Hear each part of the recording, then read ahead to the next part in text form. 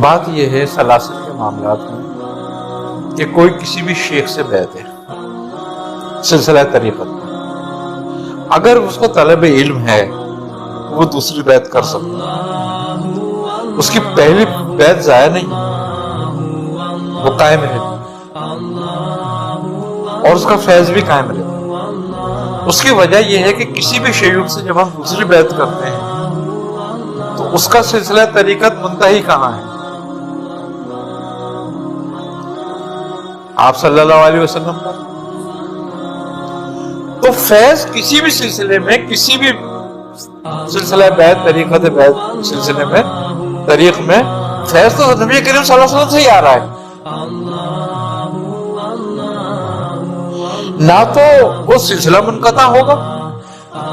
کسی بیعت سے، ایک بات، نہ وہ ذکر و اذکار